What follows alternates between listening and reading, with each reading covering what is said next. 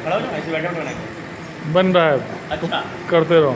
चलिए नमस्कार, मेरा नाम सौरभ श्रीवास्तव है। अब मैं आपको एल्कलाइन और एसिडिक क्या चीज़ होती है पहले ये भी बताऊंगा, और हमारे आसपास में जो माहौल है वो किस तरीके का हो चुका है, और ये भी आप जब लाइव डेमो आप देखें तो उससे आपको अंदाज़ा भी लगेगा।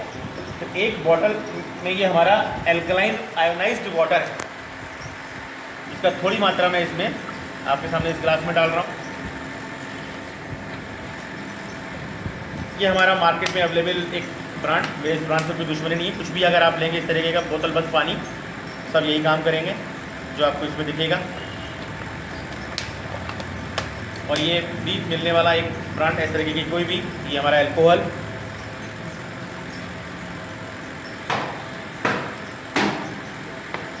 और जो आज की तारीख में ये भी डेमो से भी आपको नज़र आएगा, बच्चों के लिए मोस्ट डेंजरस थिंग, ना केवल स्प्राइट बल्कि कोई भी ब्रांड जो मार्केट में अवेलेबल, पेप्सी हैं, 7 अप है, इस तरीके की न जाने कितने ब्रांड अवेलेबल हैं, तो सारे के सारे बच्चों के लिए हानिकारक है। क्यों हानिकारक है वो भी आप देखेंगे। तो मैं इसकी थोड़ा सा पार्ट इस जार में डाल रहा हूँ।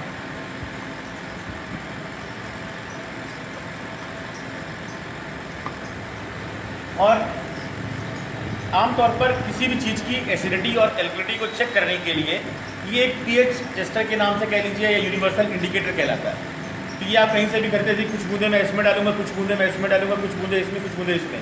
तो ये आप देख रहे हैं यहाँ पर कुछ चार्ट और एक बुक भी है मेरे पास में, उस बुक के माध्यम से भी मैं आपको दिखाऊंगा। ये जो चार्ट आप देख रहे हैं इसमें 0 से लेकर 14 तक की डिजिट्स हैं।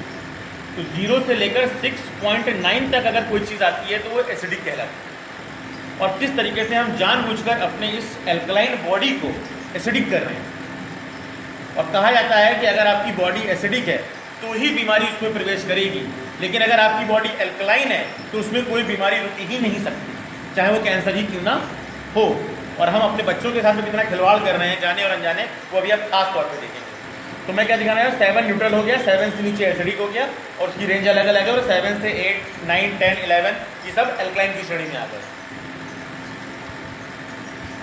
तो इसी सोल्यूशन को मैंने छोटी बोतल में कर रखा है। ये मैंने डाला एल्कलाइन आयोनाइज्ड वाटर में, जिसकी कुछ बूंदें मैंने डाली आपके ये आरओ में, ये कुछ बूंदें मैंने डाली अल्कोहल में, और कुछ बूंदें मैंने डाल दी आपके कोल्ड ड्रिंक में। और आप देखिए इनमें कौन कौन से कलर आए हैं। ये हमारा एल्कलाइन ब्लू की तरफ हो गया, 10 pH के आसपास का है, 9 pH के आसपास का है।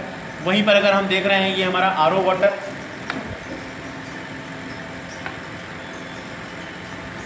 और ये हमारी कोल्ड ड्रिंक। आरओ वाटर जो है वो 6 और 5 के आसपास रहता है, ये भी हमारा 5 और 6 के आसपास रहती है। लेकिन अगर हम कोल्ड ड्रिंक को देखें तो कहाँ पे है, 1 या 2 के आसपास। और सबसे मज़ेदार बात अगर आप देखें कि हम इस पानी के माध्यम से बहुत सारी चीज़ों को एल्कलाइन कर सकते हैं, लेकिन जहाँ जो लोग कोल्ड ड्रिंक पी रहे हैं, खाने के शौकीन है, पीने के शौकीन है, बच्चों को पिला रहे हैं, उनका क्या हाल होगा वो अभी आप देखेंगे।